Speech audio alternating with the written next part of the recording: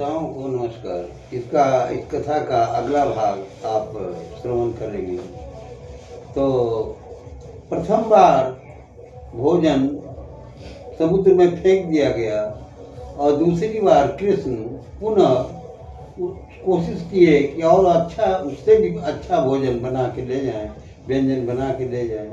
खूब स्वादिष्ट भोजन बना के ले जाया गया और पुनः उसी तरह से पहले की तरह गुरु ने, दुर्वासा ऋषि ने क्रोध का प्रदर्शन किया और कहा कि मैंने कहा ना कि ऐसा भोजन मैं नहीं करता, इसको फिर समुद्र में फेंकवा दो।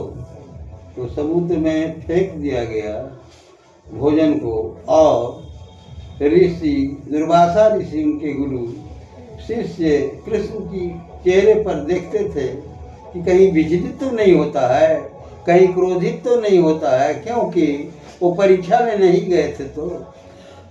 तो कृष्ण विचलित नहीं हुए। कृष्ण हैं, भगवान हैं, वो प्रसन्न चित्त थे और उनके चेहरे को बराबर गुरु देखा करते थे।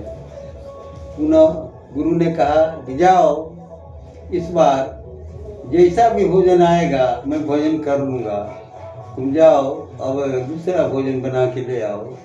तीसरी मर्तबा भोजन बना के लाया गया और गुरु ने, कृष्ण ने, क्योंकि द्वारकापुरी के राजा थे, वो साधारण भोजन कैसे बनाएंगे, वो जितना बन सका स्वादिष्ट सुस्वादिष्ट भोजन व्यंजन तैयार हुआ।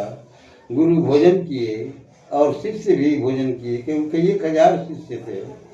भोजन करने के पश्चात गुरु ने कहा कि चलो ऐसा करो, तुम्हारी द्वारका नगरी में देखना चाहता हूँ और इसके लिए एक ऐसा रथ ले आओ जिस रथ में तुम स्वयं कृष्ण और रुक्मिणी, एक तरफ रुक्मिणी खींचे और एक तरफ तुम खींचना, कृष्ण खींचना। और तब मैं, कृष्ण भगवान दूसरा रथ लाए। कहा कि नहीं, ऐसा रथ नहीं, इस प्रकार का रथ लाओ जिसमें एक तरफ तुम्हारी पत्नी रुक्मिणी खींचे और एक तरफ तुम खींचो, ऐसा रथ लाना चाहिए।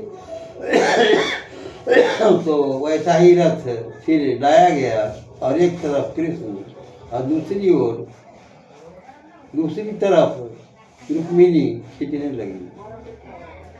चलते चलते जैसे एक्के वाला एक्वान चाबुक से कैसे मारता है घोड़े को, वैसे ही मारते जाते थे।